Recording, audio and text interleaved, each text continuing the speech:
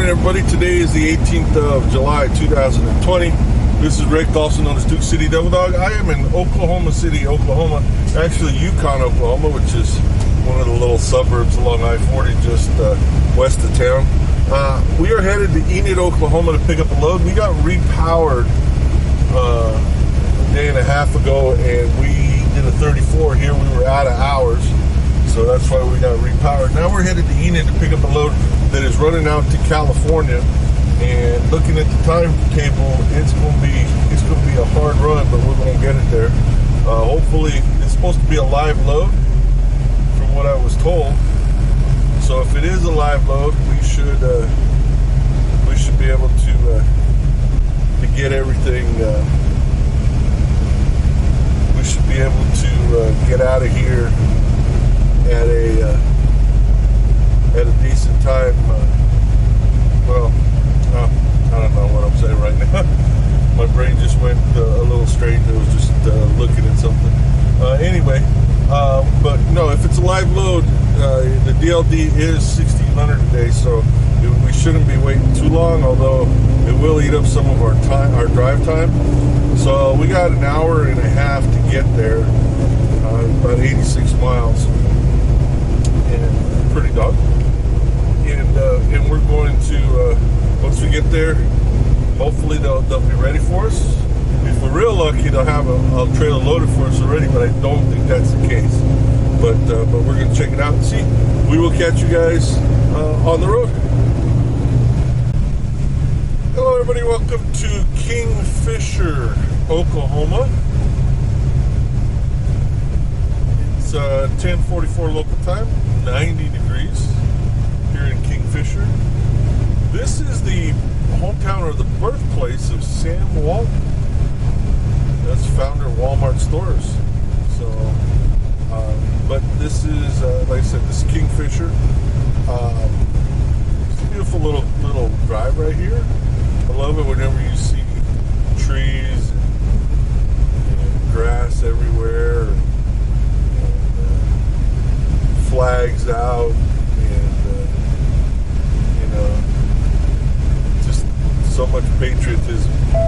St. Peter and Paul Catholic School. Cool.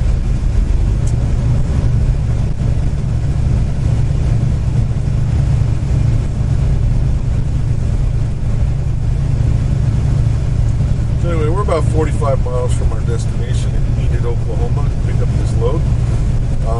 It's going to be a tight run. We're going to have to run it hard to get it to where needs to be on time. Continue straight onto North Main Street.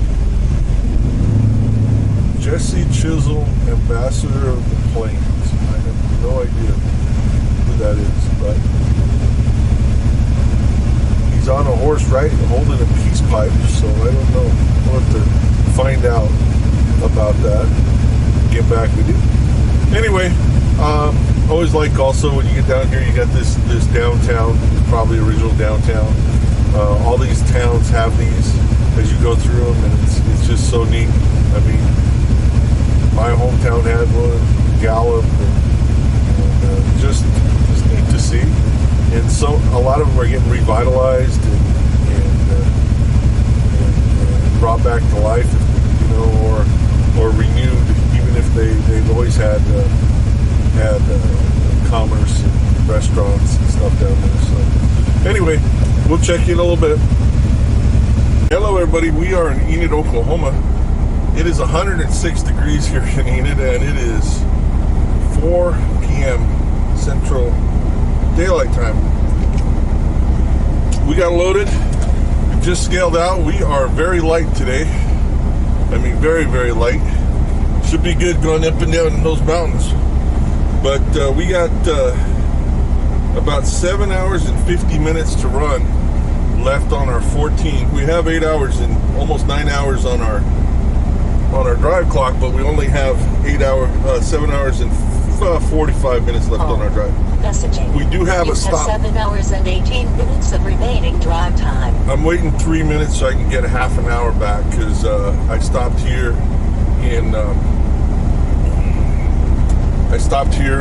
at the Loves to scale to get a scale. Now I scaled it at the plant,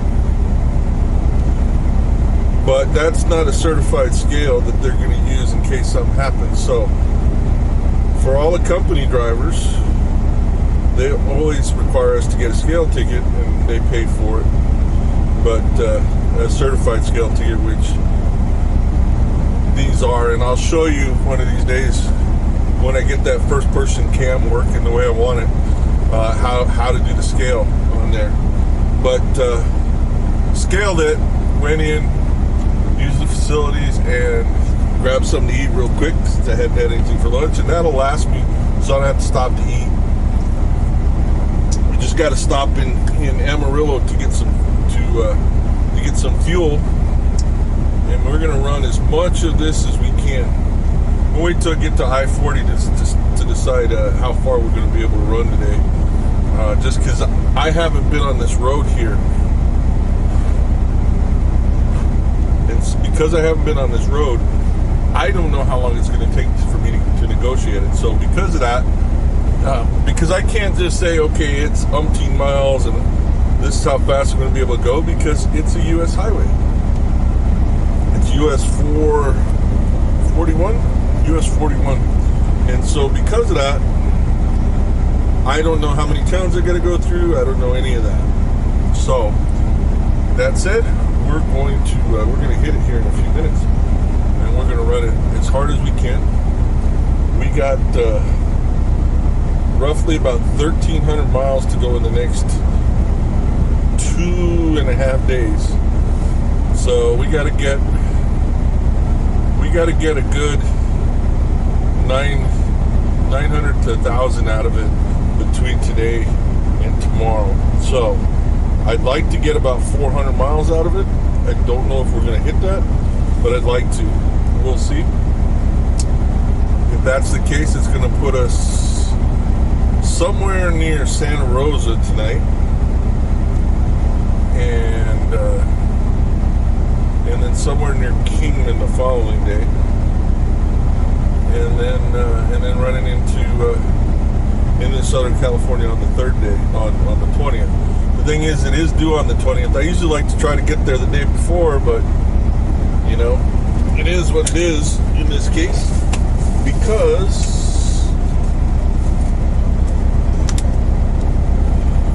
it's when we got the load. Luckily, they loaded it pretty quick. It was small enough where they were able to do it pretty quickly. Excuse me. Cleaning my glasses here. They were able to do it pretty quickly, so we were able to get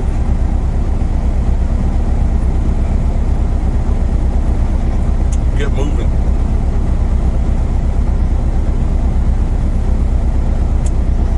So anyway,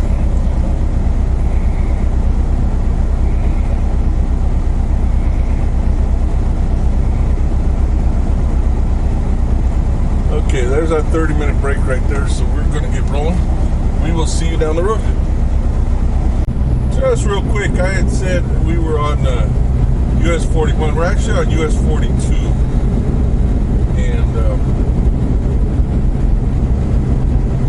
we'll check it out from there. All right, we will catch you in a few. Hey everybody, this is Rick. We are in Santa Rosa, New Mexico. We made it here with about 15 minutes left on our clock, on our 14. It was really important that we get to Santa Rosa, and let me tell you why. So it's trip planning. Excuse me, my hair is a little. This heat does all, and then the humidity and everything just totally messes up my hair. But anyway, it's the tough part about this is that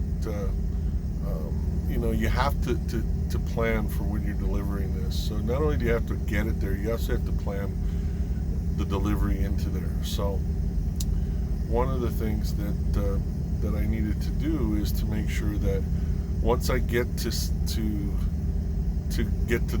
once I get to the first delivery point, is that I have to have enough time on my clock so that I can get to a safe haven. In this case, it's going to be my safe haven. My plan is the Flying J in Jurupa Valley, because that's on California 60, and that's going to be along the road that I need to take for the second one the following day. So if I have too many miles to run that last day,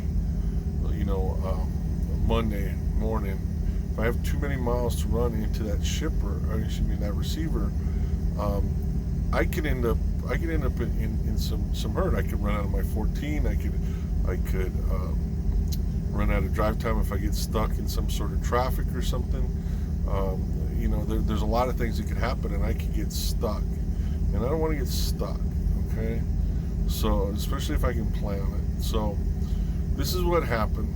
Now, I did something I probably shouldn't have done, but sometimes you have to make the decision to make sure that the load gets there on time. So, I had a fuel stop scheduled for Amarillo at the Flying J there, and I only had about 15 to 20 minutes where I could get in there, get fueled, get back on the road to make sure I got here to Santa Rosa. That was it. Okay, that was all I had. The problem was when I got to the Flying J, not only was every pump taken, but there were people parked that had just fueled before. They were parked in the pull-up area, and there was a row behind the ones that were at the fuel island. So I was really like fourth in row. That was going to lead me there. I was going to be there a minimum of 45 minutes trying to fuel this thing. And what that was going to do is that was going to put me in somewhere between, if I was lucky, I could make it to Tucumcari. The problem with that is Tucumcari, there's not a lot of parking in Tucumcari unless you can get a place reserved at Flying J. There's a Lowe's out there and everything, but unless you get a place reserved, there's not a lot of parking. Plus, it's about an hour, a little over an hour east of here. Okay, so that puts me another hour behind. That puts me an hour behind. So what I decided to do is to go ahead and take the chew out for being non-compliant, and I just left without fueling, and because I had enough fuel to get me here to Santa Rosa. So that's what I decided I was going to do. So I got here to Santa Rosa. Tomorrow I will fuel at the Pilot here in Santa Rosa, and I'll send an email to my DM explaining to him the situation and let him know, and then he could put in any explanation for my non-compliance. I don't do it very often. I rarely do it. I can count on the time I've been working for Stevens Transport, in the nearly 70 loads that I've done for Stevens Transport. I would say that I've been non-compliant maybe 3 times, maybe, and this is probably 4. So, where it was a conscious choice to be non-compliant. There's times when that I've called in and there's been an issue because the pumps aren't working or something like that, and that's a different thing. But in this case, to make the decision, hey, this isn't going to work for me right now. I need to get to Santa Rosa. I need to get shut down, because I'm going to try to make about a 630 mile run tomorrow, and it's all on it's all on I-40. I'm going to try to get to Lake Havasu City, Kingman at a minimum, but Lake Havasu City if I can get there. And it's going to be a run. It's going to be a run to get out there, but that's going to be my goal. So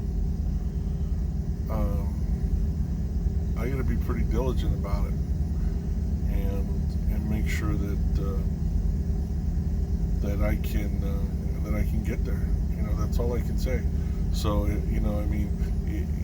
if I didn't do that, what I would have ended up doing is ending up somewhere near closer to Flagstaff, maybe Belmont, where I would have needed to shut down tomorrow, and that would have put me about 440 miles tomorrow on Monday to get into the shipper.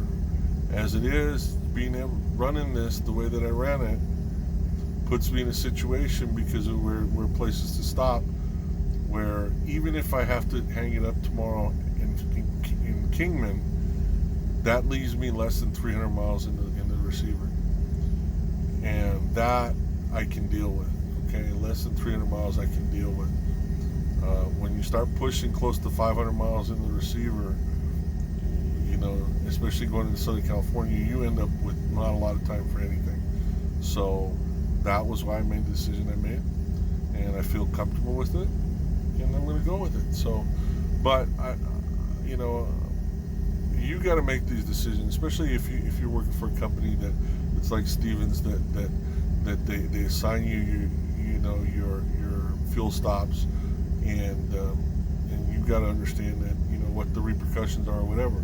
Worst comes to worst, they could always charge me the difference in fuel costs from what they would have spent in Amarillo to over here. But I'm going to fill up the Pilot, and hopefully it's going to be pretty much a wash. A lot of times for something like this, they're not going to go. They're going to be pretty understanding about it. But good stuff happens. I mean, the goal of the fuel stops is to save the company as much money as possible. It's the best price, that fits into your route when you first get dispatched on your route. That thing can change over time and whatever. So, like I said, it is what it is. We're going to get some shut-eye. Right at 10 hours, we're going to get running tomorrow.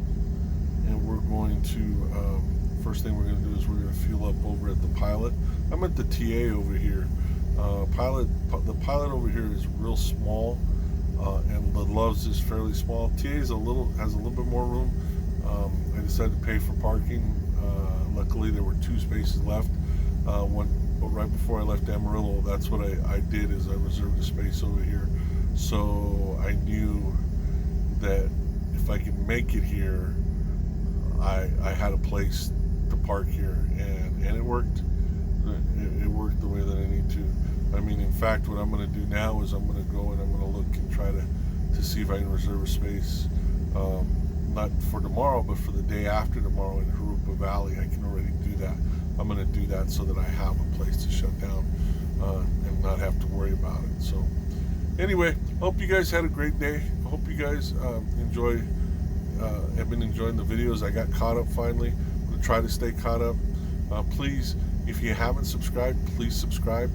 If like the videos, if you like the videos, leave comments if you have comments.